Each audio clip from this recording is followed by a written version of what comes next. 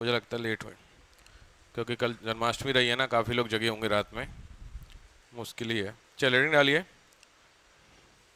Basics आपका I think सब हो गया था रीजनिंग वाले टॉपिक में, ठीक है। कैलेंडर कंप्लीट हो गया था पूरा, स्टार्ट हुआ तभी। डेट निकालना सीख गए थे आप लोग? कैलेंडर के क्वेश्चन में डेट निकालना सीख गए थे क्या? आज इतनी कुछ घर से भी दिए गए थे क्वेश्चन आप लोगों को? घर से दिए गए थे कैलेंडर के क्वेश्चन? वेरी गुड, बताइए क्वेश्चन, पहले का answer.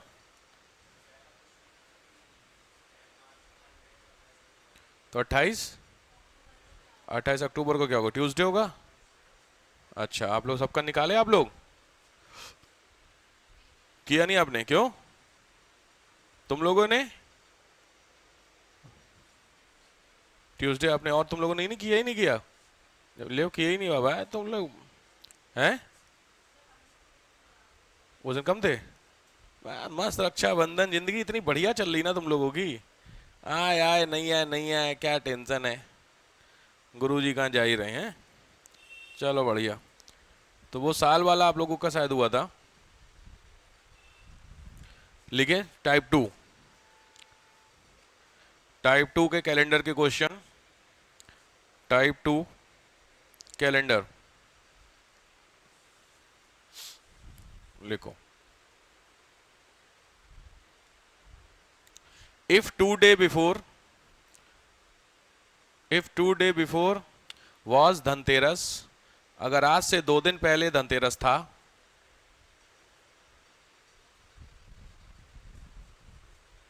Full stop. Today is Friday,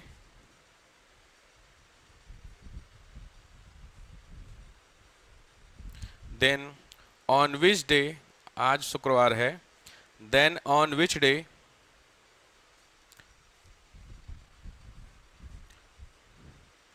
Chhath will be start. Chhath will be start, BPSC का क्वेश्चन है ये, बिहार पीएससी का क्वेश्चन है ये, बीपीएससी का। छठ विल बी स्टार्ट किस दिन होगा? छठ दिन हमेशा याद रखिए दिवाली के छठे दिन होता है। अब लगाइए कैलकुलेशन, और दिन कौन सा पड़ेगा, ये टाइप का क्वेश्चन।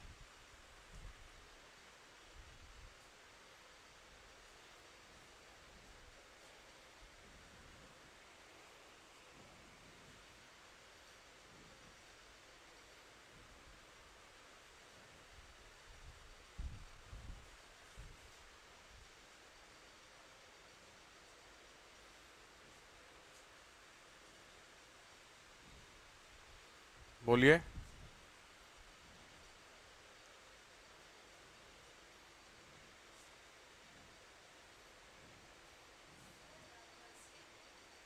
थर्सडे। बाकी लोग?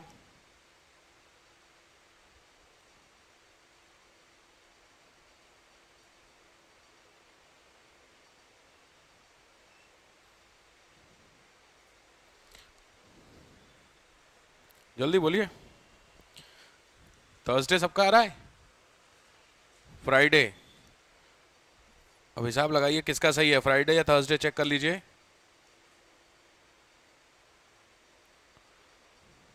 यार कल 2 दिन पहले क्या था?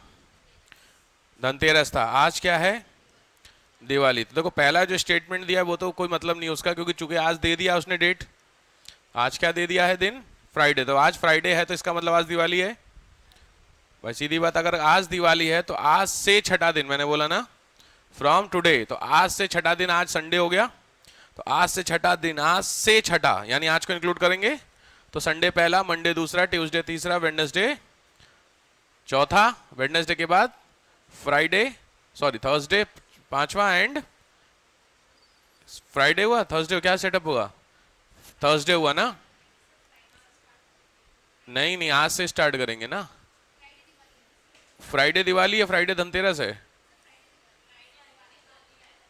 अच्छा फ्राइडे दिवाली है, तो फ्राइडे अगर दिवाली है तो 2 दिन, अच्छा 2 दिन पहले मतलब वेडनेसडे को धनतेरस था, ऐसा बोला गया है। तो फ्राइडे से कैलकुलेट करोगे तो फ्राइडे पहला हो गया ना, सैटरडे दूसरा, संडे तीसरा, मंडे चौथा। तो अब तो वेडनेसडे हुआ ना हिसाब, क्या कर रहे हो यार तुम लोग, हद हो गई है। वो मैटर नहीं है, मैटर उससे आप दिमाग बिल्कुल मत लगाइए। जी के थोड़ी चेक कर रहा है, उसने बोला आज ये है, आज से दिवाली से छठे दिन धनतेरस होता है, तो जिस दिन दिवाली होगा उससे छठा दिन, तो दिवाली से का मतलब दिवाली को इंक्लूड करेंगे। से वाला स्टेटमेंट मैंने दिया था ना कि से का कुछ मतलब होता है, ये बस वही चीज है। चलो यार, तुम लोग करके लाए नहीं, तुम लोग बड़े चंट लोग हो यार। इसी बहाने करके ले आते तो तुम लोग को, खैर थोड़ा मैं भाई नहीं करके लाया तो आपकी गलती है। मैं अगले टाइप पे आता हूँ, बहुत जरूरी, अब क्वेश्चन शुरू होंगे, अब आपकी क्लासेस बहुत सीरियसली होंगे, थोड़ा जा ध्यान हो गया गैप है, छुट्टी छुट्टा का सब आप लोगों का। लिखिए, मैंने उस दिन क्वेश्चन आपको दिए थे, आज भी उसी टाइप के दे रहा हूँ, फिर आगे बढ़ता हूँ, थोड़े से टेक्निकल वाले दूंगा। पहले लिखिए, 3 मार्च को, 3 मार्च को मंडे है, 3 मार्च को मंडे है, ठीक है। तो बताइए मुझे 23 नवंबर को क्या होगा। तरीका मैं आपको बता चुका हूं, 26 नवंबर को क्या होगा। स्पीड में आइए, मेथड आपको पूरा क्लियर है, तुरंत बताइए। अब बाकी जो लोग नहीं है छोड़िए उनको।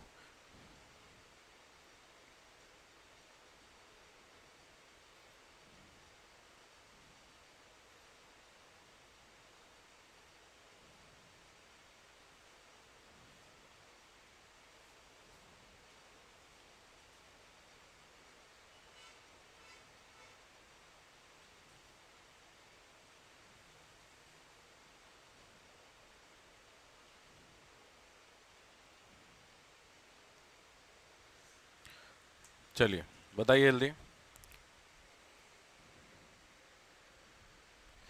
हरे हरे बोले।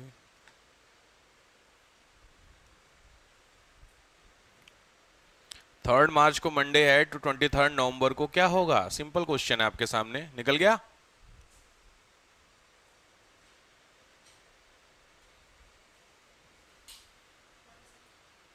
गुड मॉर्निंग जी। ओम नमः शिवाय, ओम नमः शिवाय। 3 मार्च को मंडे है, तो 23 नवंबर को क्या होगा, सिंपल तरीका है।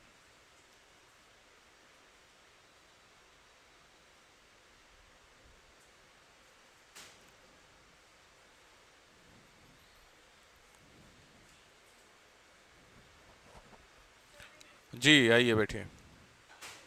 संडे, सबका संडे है, बैठिए बैठिए। इतना टाइम क्यों लग रहा है यार निकालने में, सिंपल कैलकुलेशन है। 3 मार्च को अगर मंडे है तो 23 नवंबर, दे वो आप लोग टाइम ज्यादा लगा रहे हो भाई। मैंने बोला ना एग्जाम के पॉइंट ऑफ व्यू से थोड़ा सा स्पीड समझिए। क्वेश्चन है आपका 23 क्या मार्च, 3 मार्च है क्वेश्चन, ध्यान से समझिए, फिर मैं नेक्स्ट टॉपिक पे आऊँ, आप लोग गड़बड़ा रहे हो। 3 मार्च को क्या है, संडे, मंडे, ध्यान से समझिए। 3 मार्च को अगर मंडे है तो 23 नवंबर। चलो ध्यान से देखो, मैंने तुमको उस दिन भी बताया, सबसे पहले 3 मार्च है, इसका मतलब मार्च में रिमेनिंग डेज होते हैं, कुछ याद है formula, remaining days plus next आपका हुआ रिमेनिंग मंथ, जो भी आपके डेज बचे होंगे, रिमेनिंग मंथ के जो डेज होंगे, फॉर्मूला आप कुछ भी बना लीजिए। नेक्स्ट होता है टारगेट डेट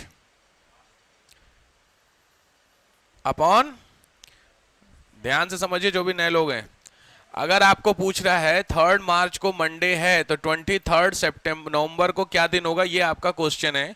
क्वेश्चन का फॉर्मूला इस तरीके से होता है, रिमेनिंग डे का मतलब होता है, ये ध्यान से जो लोग भी नोट करिएगा ध्यान से, ये पहले महीने की बात हो रही है जो दिया हुआ है, ये लास्ट मंथ की बात हो रही है जो आपसे आस्किंग है, और ये बीच के जो महीने होते हैं वो बचे हुए हैं, ठीक है।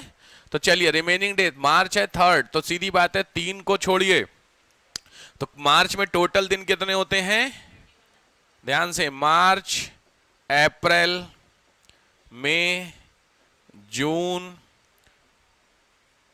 जुलाई, अगस्त, सितंबर, अक्टूबर एंड नवंबर। क्योंकि आपको नवंबर तक चलना है तो नवंबर इतना लंबा देता नहीं है, फिर भी मैंने आपको दे दिया कि अगर मान लीजिए पूछ लेता है तो ये आपके सामने सिंपल तरीका है।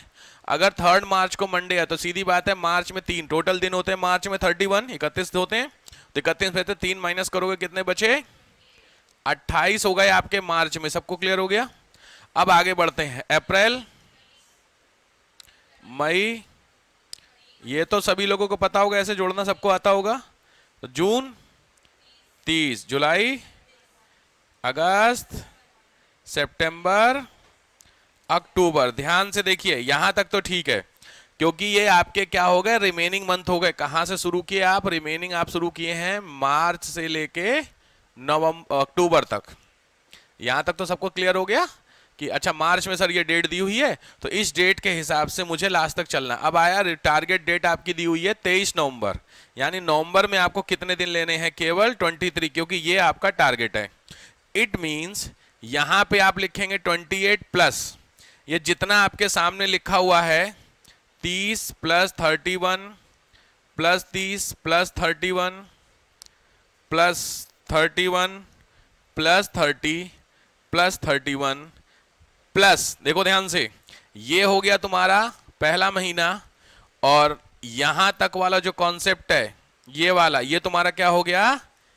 रिमेनिंग वाला। ये क्या हो गया? गिवन वाला। और जो इस प्लस के बाद आएगा वो टारगेट डेट आएगी। टारगेट क्या है?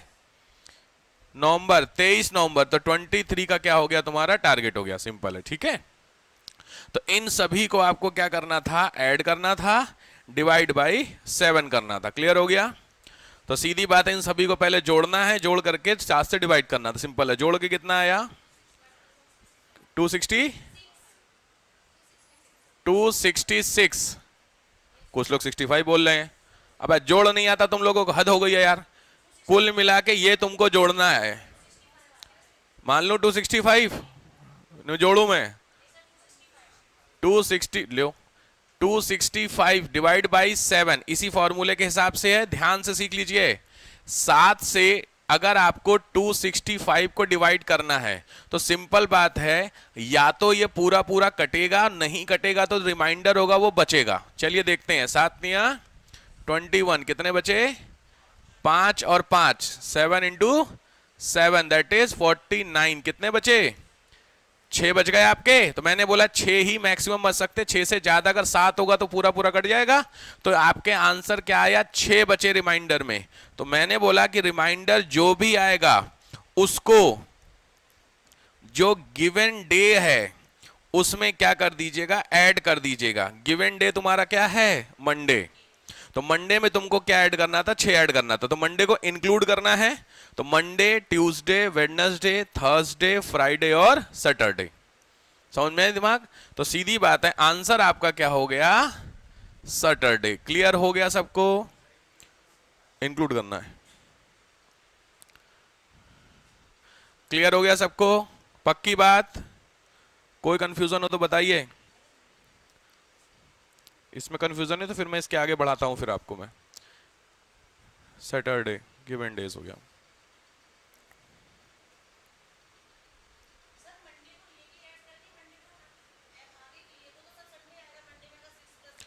मंडे को लेना है तो मंडे को लो के छठा दिन कौन सा होगा? हाँ बस सेम, मंडे इंक्लूड करिए। Simple rule. 7 हो गई, 7 कट जाएगा। ऐसा होगा ही। 7 से अगर आप किसी भी संख्या को भाग दे रहे हैं तो यहाँ पे रिमेनिंग 7 बचेगा ही नहीं। ये रूल है मैथ का है। 7 बटेगा तो 7 से 7 पूरा कट गया ना, ऐसा होगा ही नहीं। यहाँ पे 7 की संभावना होगी कि ये जो नंबर है ये नंबर तुम्हारे 7 से कटने वाले हों, तो ये पूरा पूरा कट गया। तो 0 0 का मतलब सेम डे। मैंने क्या बोला? देखो रिमाइंडर ये जो 6 बच रहा है, इस 6 में या तो 0 होगा, पूरा पूरा कट जाएगा, और नहीं तो 1 से 6 रिमाइंडर बचेगा। 7 तो होना ही नहीं है। ये सिंपल रूल है, बेसिक। समझ गया? बहुत ध्यान से। ये हटा दूं मैं? सबका नोट हो गया? ठीक है, हो गया होगा तो करके दिखाइए मुझे, फिर मैं आगे आता हूं टॉपिक पे। ध्यान से देखिए। मान लीजिए 23 ऑफ अप्रैल को संडे है। 23 ऑफ अप्रैल को संडे। तो बताइए उस साल, नया साल छोड़ 31 दिसंबर कर लेते हैं। 31 दिसंबर किस दिन होगा? आराम से, तरीका मैंने आपको बता रखा है।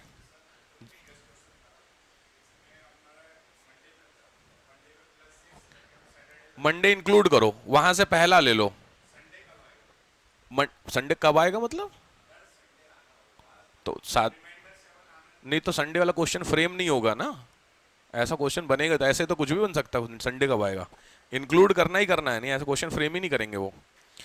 रिमाइंडर से 6 के ऊपर जाएगा ही नहीं आपके क्वेश्चन में से, बनेगा ही नहीं क्वेश्चन। मैंने बताया भी 100 साल वाला भी बताऊंगा, 100 साल ही की इतिहास आप बोलोगे आप सर क्या नाम बाबर कब आया था, डेट निकाल दें, निकल जाएगी डेट, बट उसके लिए फॉर्मूला होगा, ठीक है। खैर ये निकाल के दिखाइए।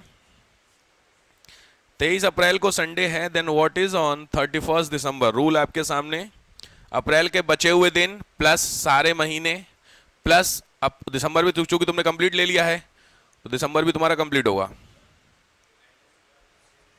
रिमाइंडर 0 आएगा तो सेम डे,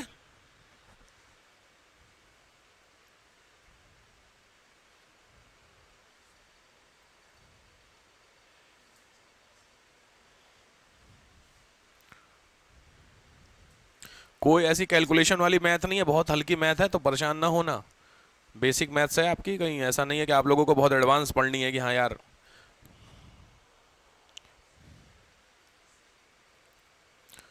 ओम नमः शिवाय, ओम नमः शिवाय, हरे हरे बोले, नमः शिवाय, ओम नमः शिवाय। हो गया? अपने अपने मैच ना करो तुम लोग, अब अपना अपना मिलाओ, किसी का दिन कुछ और आ रहा होगा, आपका कुछ हो सकता है आप सही हो, आपने पूछ के सुना उनका गलत हो गया। मेथड आपको मैंने ऑलरेडी, ये क्वेश्चन बहुत यूपी पीसीएस बेस एग्जाम में ना बहुत क्वेश्चन आते हैं, ध्यान रखिए। UP PCS upper lower, civils में कैलेंडर आता है, सिविल्स का स्टैंडर्ड थोड़ा सा ऊपर रहता है, बट यूपी बेस्ड क्वेश्चन में बहुत आराम, बीपीएससी यूके पीएससी, अभी यूपी उत्तराखंड में 3 क्वेश्चन कैलेंडर गए, हो गया।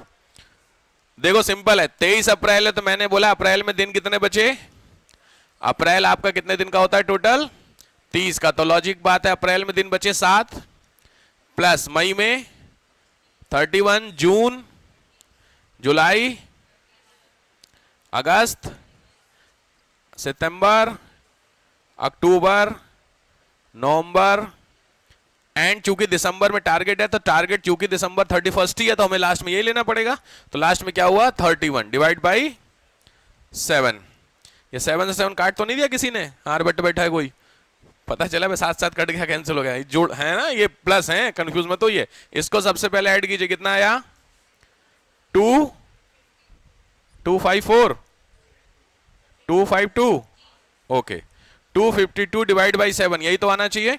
अब 252 या तो मैंने बोला पूरा कटेगा नहीं तो 0, तो पूरा कट गया, पूरा कट गया, तो पूरा कट गया इसका मतलब रिमाइंडर क्या आ गया 0, तो जो रिमाइंडर अगर 0 है तो आंसर क्या होगा, क्लियर हो गया क्वेश्चंस। क्योंकि मैंने बोला या तो 0 या फिर 1 से 6, तो अगर आपको 1 से 6 तो ऐड कर दीजिएगा, नहीं तो 0 0 रखिएगा, क्लियर हो गया। ये आया हुआ क्वेश्चन है, ठीक है। एक लास्ट क्वेश्चन आइए फिर मैं आगे बढ़ जाता हूं, इसी साल का पूछ लेता हूं, खैर अब कर लेंगे, मैं आपको घर से दे, नेक्स्ट टॉपिक पे आओ, टाइम ज्यादा लगे। क्वेश्चन लिख लीजिए, मैं क्वेश्चन फिर दे रहा हूं आपको घर से करने के लिए, फिर नेक्स्ट टॉपिक पे आते। क्वेश्चन लिखिए,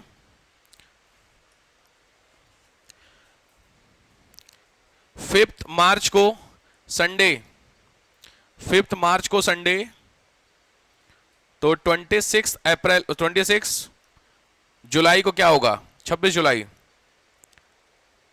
नेक्स्ट नेक्स्ट रिपब्लिक डे है, रिपब्लिक डे है संडे को, रिपब्लिक डे नॉर्मल ईयर की बात कर रहा हूं, लीप ईयर नहीं, नॉर्मल ईयर रिपब्लिक डे, अपने आप हिसाब लगाना रिपब्लिक डे किस दिन होता है। तो इंडिपेंडेंस डे किस दिन होगा same year, Republic day Sunday, तो इंडिपेंडेंस डे किस दिन होगा सेम ईयर, डेट आप समझ गए होंगे। Third, Makar Sankranti on Wednesday, फालतू क्वेश्चन ना पूछना मेरे से, आजकल 2 होने लग गई सर, मुझे पता खुरापाती लोग हो तुम लोग। ऑफिशियली जो डेट होती है वही है, मकर संक्रांति किस दिन, वेडनेसडे, क्या बोला हूं थर्सडे वेडनेसडे क्या है, कुछ नहीं बोला तो वेडनेसडे लिखिए, मकर संक्रांति वेडनेसडे, तो गांधी जयंती। नेक्स्ट,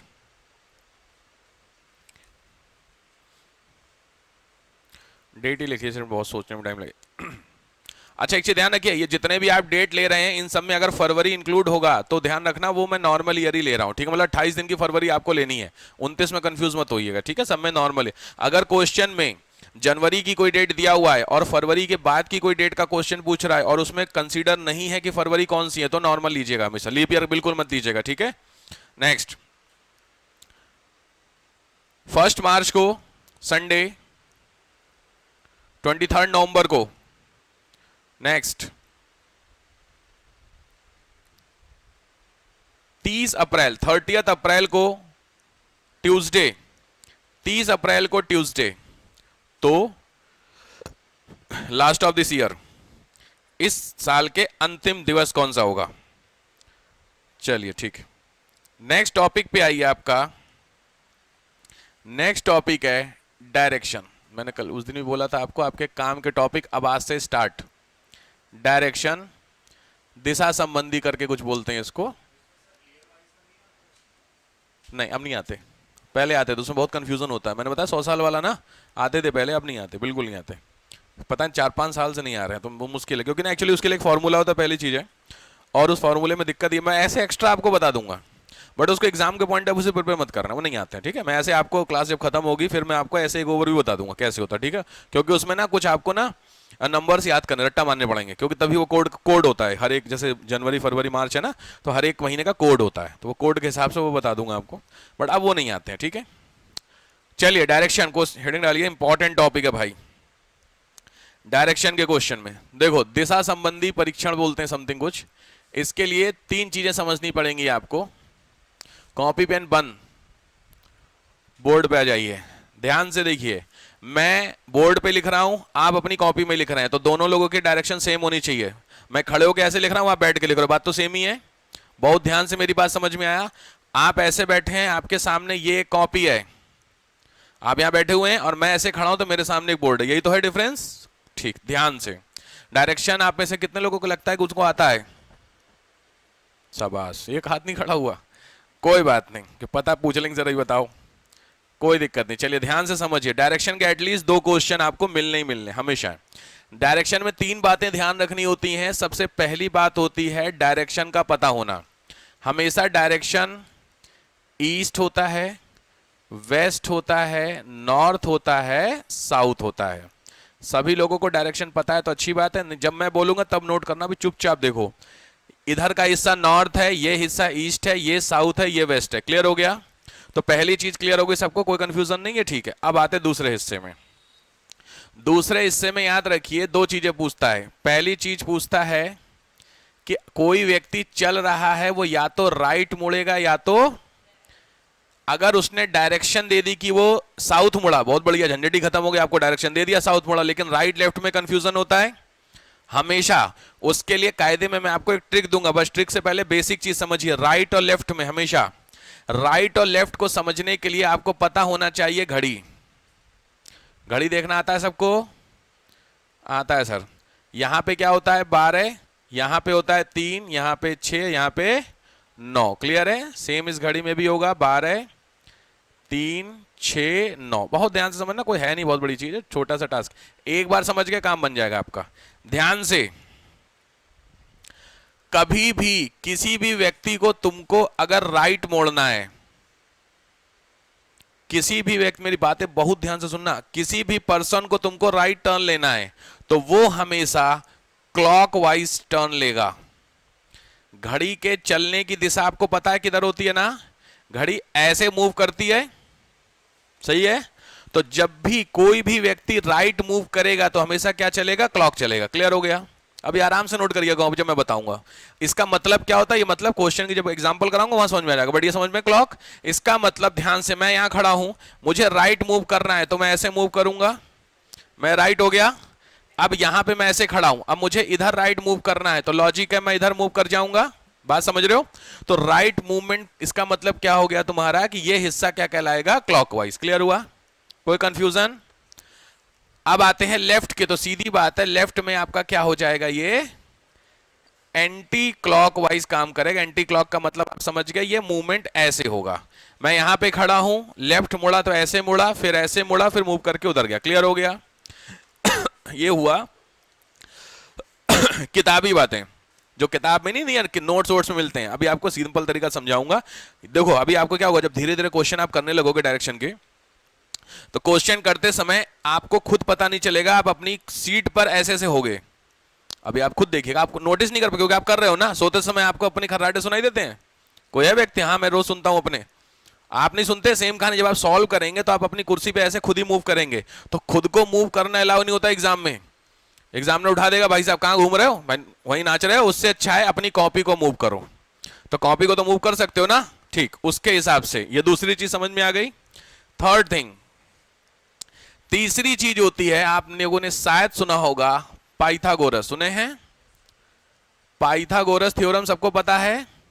नहीं पता है कोई टेंशन नहीं है। पाइथागोरस थ्योरम में एक चीज ध्यान रखिए, अगर कोई व्यक्ति चलते हुए इस तरीके का कोई एंगल बनाता है, इस एंगल को बोलते हैं 90 डिग्री, ठीक है? इसको क्या बोलते हैं हिंदी में? दिस इज कॉल्ड समकोण। इंग्लिश में it is called right angle. ध्यान से समझ जाना, अगर आपके सामने क्वेश्चन आया और उस क्वेश्चन में इस तरीके का फ्रेम तैयार हो गया, तो सिंपल बात है, इस वाले थ्योरम को सॉल्व करने के लिए ए, बी और सी, तो इसके लिए फॉर्मूला काम करता है A C square is equal to A B square plus B square. इसकी लंबाई निकालने के लिए पूछेगा तो इसका स्क्वायर और इसका स्क्वायर जोड़ दीजिए, अंडर रूट निकाल दीजिए, इसका स्क्वायर आएगा। खैर वो जो है वो सबसे टफ लेवल की बात कर रहा हूं, बट उससे पहले पहले बेसिक जानो, ठीक है? तो ये तीन चीजों पे आपकी डायरेक्शन काम करती है। 2 से 3 क्वेश्चन अगर हैं तो हल्के में मत लीजिएगा, और डायरेक्शन को हल्के में तो लेना भी नहीं। बहुत सारे लोगों को हमें तो हो जाएगी डायरेक्शन, कोई दिक्कत नहीं, इतना आसान नहीं है। खास करके जब एमबीए वगैरह के क्वेश्चन आते हैं वो तो और खतरनाक आते हैं, क्योंकि ये तो अभी हल्के हैं। एक और एक्सट्रीम लेवल अगर आपसे पूछेगा, बाई चांस पूछ लेगा, तो वो होता है आपका शैडो बेस्ड क्वेश्चन। शैडो समझते हो? छाया आधारित क्वेश्चन होते हैं, और शैडो हमेशा सन की डायरेक्शन में होती है कि अपोजिट होती है? बेसिक रूल है भाई, सूरज है सामने से, सूरज है, यहां लाइट मारेगा तो पीछे होगी ना आपकी, तो सन के हमेशा अपोजिट होती ना शैडो आपकी। खैर, तो ये एक्सट्रीम जाता है। इसी में पता है क्वेश्चन कैसे आते हैं? 2 पर्सन है, वो आमने सामने चल रहे हैं, और फिर एक इधर मुड़ा एक इधर मुड़ा, वो एमबीए वाले क्वेश्चन है। तो आप परेशान ना हो, तुम्हारे उस लेवल पे नहीं जाओगे, बट एटलीस्ट ये तीनों चारों क्वेश्चन आपको मिलेंगे, ठीक है? इसमें कोई कंफ्यूजन किसी को? नोट कीजिए, बहुत ध्यान से नोट करिए, फिर मैं आपको एक एक करके टाइप पे आता हूं।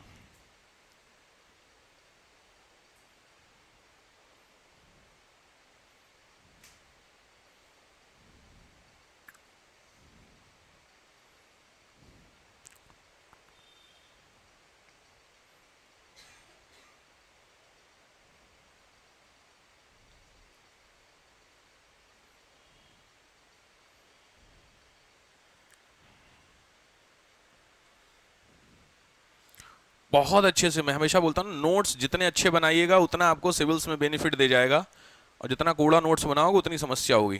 क्योंकि दिक्कत है, आज सब समझ में आ जाएगा, आज से 3 महीने बाद भी आपको सेम नोट्स पढ़ने हैं ना, तो वहां पे कंफ्यूजन नहीं होना चाहिए, अच्छा उस दिन सर ने क्या लिखा था।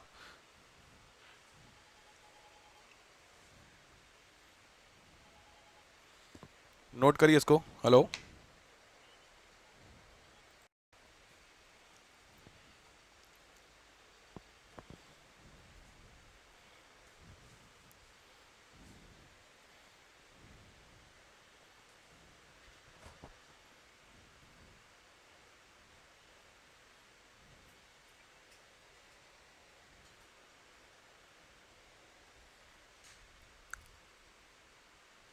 हो गया?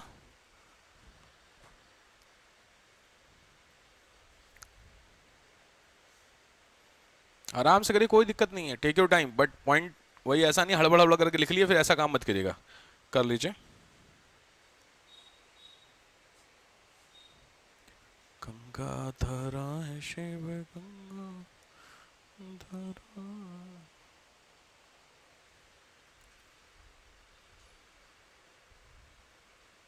Done?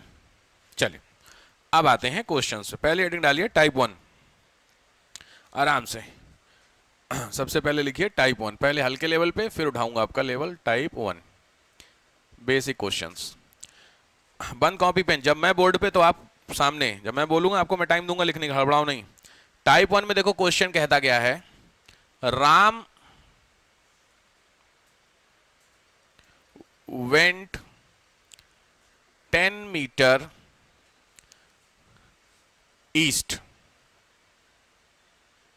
full stop, then he turned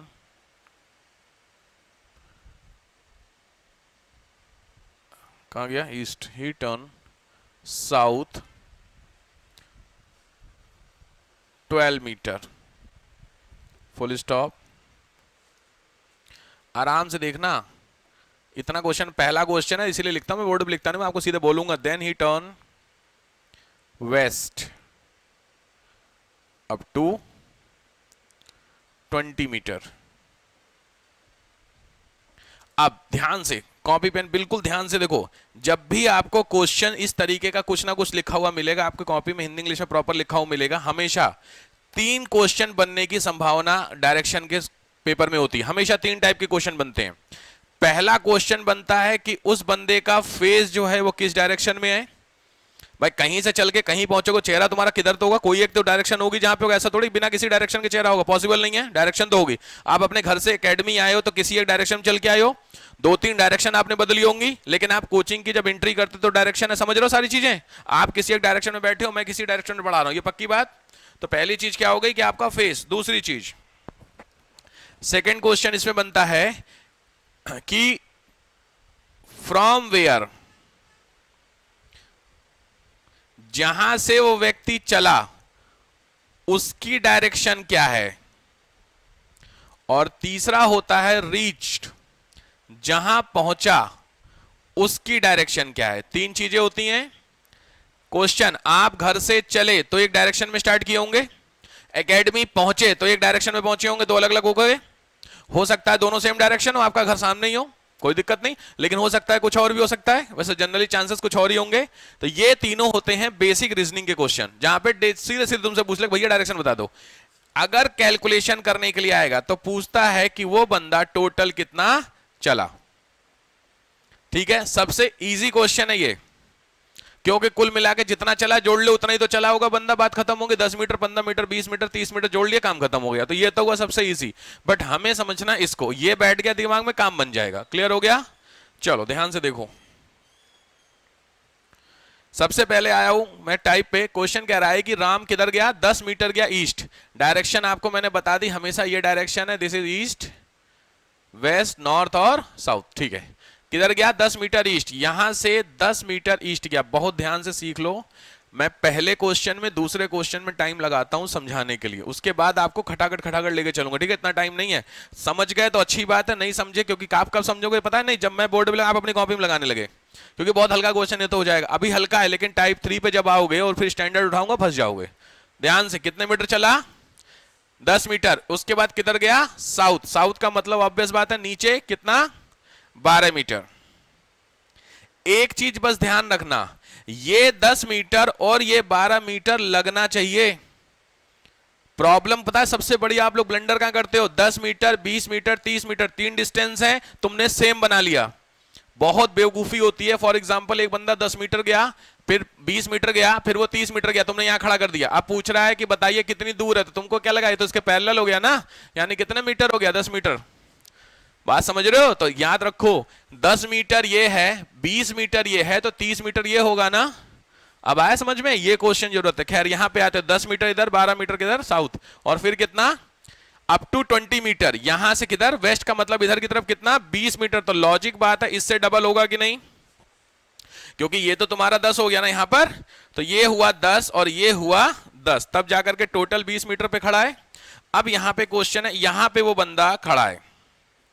अब यहां पे क्वेश्चन तीनों, उसका फेस किधर है, वेस्ट की तरफ है, सिंपल बात है।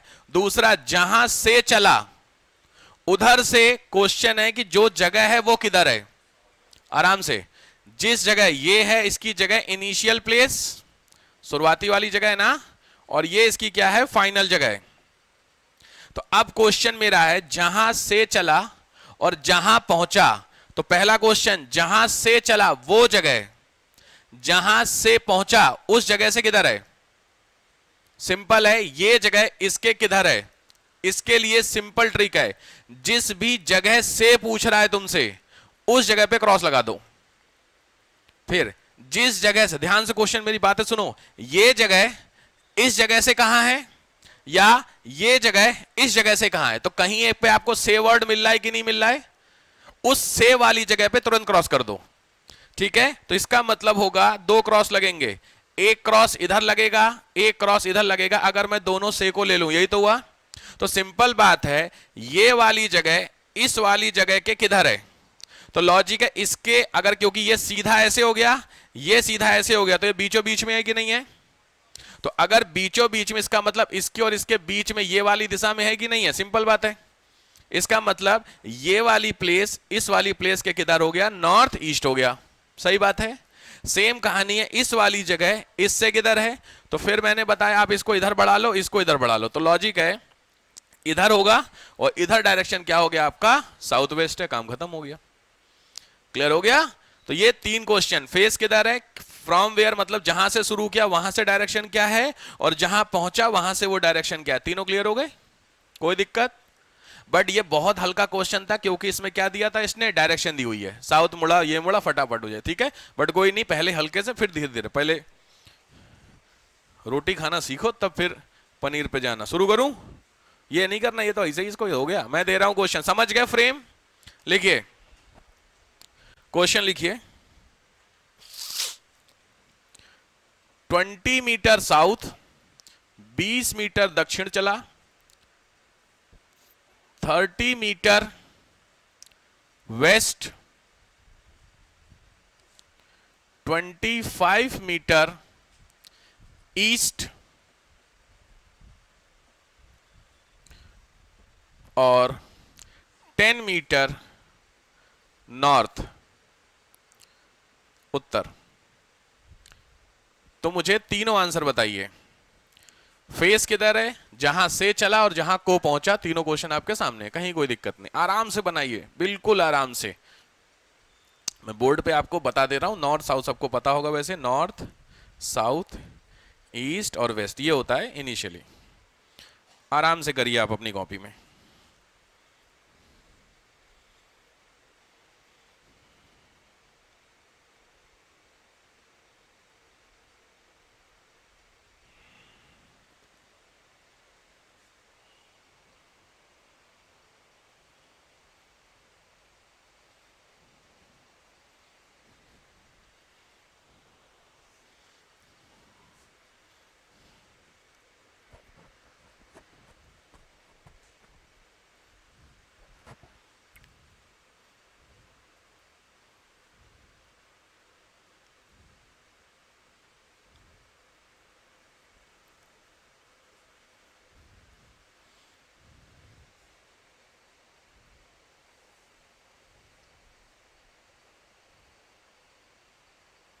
दो 2017 के आरओ का पेपर है क्वेश्चन, ये 2017 आरओ में। हाँ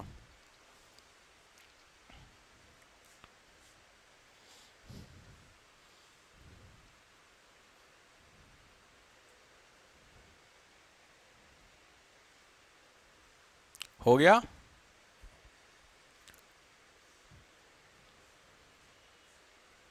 हो गया आप लोगों का, चलिए कोई दिक्कत नहीं, जिनका हुआ बहुत अच्छी बात है, जिनका नहीं हुआ बोर्ड पे आ जाइए। ध्यान से देखिए, 20 मीटर साउथ है, इसका मतलब कोई व्यक्ति चला होगा तो 20 मीटर का मतलब साउथ नीचे कितने मीटर, 20 मीटर साउथ, यहां ठीक है। उसके बाद 30 मीटर वेस्ट, इसका मतलब इधर, तो लॉजिक बात है इतना चला, कितना 30 मीटर चला वेस्ट में।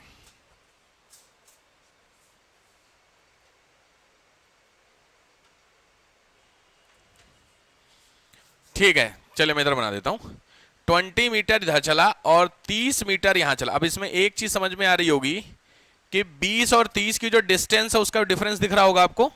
अगला कितना है, 25 मीटर ईस्ट। खेल यह है कि बंदा 30 मीटर वेस्ट चल चुका है, मतलब खड़ा यहां पर है, अब यहां से उसको कितना जाना है, 25 मीटर ईस्ट जाना है, इसका मतलब वापस आना होगा कि नहीं, कितने मीटर, 25, तो 30 मीटर चल चुका है, इसका मतलब यहां होगा 5 मीटर, क्योंकि 30 पूरा चाहना नहीं है, तो यहां पे खड़ा है, यानी ये आपका 5 हो गया और ये आपका 25 हो गया, हाँ या ना? तो लॉजिकली बंदा राइट नाउ यहां खड़ा है। अब यहां से कितना, 10 मीटर नॉर्थ, तो लॉजिक बात है ये 20 मीटर पे है, तो यहां से 10 मीटर का मतलब ये बंदा यहां पहुंचेगा कि नहीं? आधे पे तो पहुंच रहा है। इसका मतलब ये आपकी इनिशियल प्लेस थी और ये तुम्हारी फाइनल प्लेस थी। यही तो हिसाब बैठा, कोई दिक्कत नहीं है, सिंपल है। अब क्वेश्चन तीनों, सबसे पहला क्वेश्चन बंदे का फेस किधर है? भाई सीधी बात है, ऊपर की तरफ नॉर्थ है। दूसरा मैंने बताया जब भी आपसे पूछे चाहे ना पूछे, कट मार दो दो, एक कट यहां लगाओ, एक कट यहां लगाओ, तभी तो डायरेक्शन क्लियर होंगी। तो लॉजिक है, जो आई है वो एफ के किधर हो गया? इधर। इधर का मतलब डायरेक्शन है नॉर्थ ईस्ट। बस सीधी बात है, ये वाली जगह इसके किधर है? यहां ऐसे करोगे तिरछा तो इधर आया, और इस वाली जगह जो है ये वाली है इसके इधर है, इसका मतलब इधर साइड का कौन सा होगा? South west. क्लियर हो गया? तो एक नॉर्थ ईस्ट, एक साउथ वेस्ट। कोई कंफ्यूजन किसी को नहीं है? कोई दिक्कत बोलिए। डन। डायरेक्शन बेस्ड क्वेश्चन समझ में आ गया सबको? ठीक है, तो ये तो हल्के क्वेश्चन है, बहुत हल्के क्वेश्चन है। हल्के का सेंस है डायरेक्शन दी हुई है तो आपको दिमाग आपका कब लगेगा? राइट लेफ्ट में, तो वहां पे आने दीजिए। क्लियर हो गया सबको? चलो नेक्स्ट आओ, टाइप 2। नेक्स्ट आ जाओ टाइप 2। मैं भी दूंगा घर से करने के लिए, आप लोगों को आराम से होमवर्क दूंगा, परेशान ना हो। अच्छे क्वेश्चन 20-25 क्वेश्चन दूंगा मैं करने के लिए। टाइप 2 बोर्ड पे देखिए, क्वेश्चन है 10 metre east, then took right, right चला 20 metre, then left 10 metre, then right 25 metre. तो वही बात है, तीनों क्वेश्चन पूछेगा आपसे एक ही, बट मैं आपको तीनों करा दे रहा हूं। बोर्ड पे देखिए, राइट लेफ्ट राइट का क्वेश्चन है आपको, क्या या तो राइट या तो लेफ्ट, तीसरा ऑप्शन होता नहीं है इसमें भाई, या तो दाएं मुड़ोगे लेफ्ट मुड़ोगे, सिंपल है। अब ध्यान से, सबसे पहले कह रहा है 10 मीटर ईस्ट चला, तो 10 मीटर मतलब है, मान लीजिए ये इनिशियल प्लेस है ए, तो यहां से 10 मीटर चल गया ईस्ट, यहां खड़ा है 10, पहली स्टेप क्लियर हो गई, हल्की बात है। अब खेल ये है कि बंदा राइट मुड़ रहा है, तो राइट में या तो इधर जा सकता है या तो राइट में इधर जा सकता है, सामने जाएगा नहीं क्योंकि कहीं तो उसको कर्व लेना है, टर्न लेना है, तो या तो ये या तो, सारा खेल यही समझना है। मैंने पीछे आपको ट्रिक सिखाई कि राइट का मतलब होता है क्लॉकवाइज, तो अगर आपके दिमाग में क्लिक नहीं हो रहा हो तो घड़ी सोचो, अगर यहां पे घड़ी होगी तो वो किधर चलेगी? नीचे की तरफ कि ऊपर की तरफ?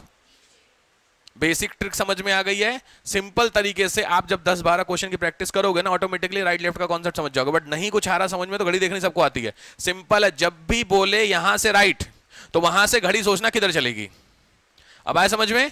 कोई प्लेस है, मान लीजिए ऐसे ऐसे ऐसे ऐसे ऐसे ऐसे ऐसे ऐसे ऐसे यहां खड़ा है, ठीक। अब यहां से बोल रहा है लेफ्ट, कहां जाएगा? ऊपर के नीचे? मैंने बोला लेफ्ट, लेफ्ट का मतलब एंटी क्लॉक, इसका मतलब सीधा, देखो क्लॉक होगा तो क्लॉक इधर की तरफ जाएगी, सीधी बात है। एंटी क्लॉक का मतलब इधर की तरफ जाएगा कि नहीं? काम खत्म हो गया। अब बैठ के दिमाग में, तो जिस भी जगह पे तुमसे पूछे, बहुत बेसिक ट्रिक सिखा रहा हूं आपको, अगर आपको पूछे क्लॉक है वो राइट लेफ्ट, चुपचाप कॉन्सेप्ट तुमको मैंने बता दिया। अब लॉजिक है, कितने मीटर है? 20 मीटर। 20 मीटर का मतलब हुआ ये बंदा यहां खड़ा है कितने मीटर पे? 20 मीटर पे, सही बात है। अब कहां खड़ा है? Right now. इसके बाद लेफ्ट है, फिर मैंने बोला लेफ्ट का मतलब सीधी बात है, घड़ी की दिशा का मतलब इधर, और घड़ी की दिशा का अगेंस्ट मतलब उधर। तो किधर जाना है तुमको? लेफ्ट जाना है। लेफ्ट का मतलब एंटी क्लॉक, एंटी क्लॉक का मतलब कितने मीटर? 10 मीटर। यहां पे आप राइट नाउ खड़े हो गए और यहां से फिर आपको राइट जाना है, तो लॉजिक है नीचे ऊपर आराम से। राइट का मतलब फिर मैंने बोला राइट मतलब क्लॉक, क्लॉक घड़ी तुम्हारी इधर की तरफ जाएगी उधर की तरफ जाएगी? नीचे। तो सिंपल है, कितना?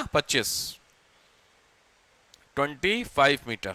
फ्रेम तैयार हो गया आपका, खत्म। क्वेश्चन मैंने आपको सामने बता रखा है, आप खुद से बहुत बड़ी टास्क नहीं कर सकते हैं। सबसे पहला फेस किधर है? साउथ की तरफ। दूसरी, अगर वो पहुंच रहा है बी, तो जो ए है वो बी से इधर है, और जो बी है वो ए से इधर है कि नहीं है? इसका मतलब एक ऐसी डायरेक्शन है, तो एक इधर है और एक इधर है, यही तो हिसाब बैठ रहा है आपका। कौन क्वेश्चन है वो डिपेंड करेगा क्वेश्चन के ऊपर, किधर से डायरेक्शन पूछ रहा है। क्लियर हो गया? डिस्टेंस तो आपको समझ में आई गई कितनी, क्या है, कौन सी कोई डिस्टेंस। ये बैठ गया, पक्की बात है, राइट लेफ्ट वाला। आराम से इसको बना लीजिए एक बार, क्योंकि अब मैं आपको इस राइट लेफ्ट वाले क्वेश्चन दूंगा करने के लिए। इसको बना लीजिए इस क्वेश्चन को, जिनको भी लगता है कि उनको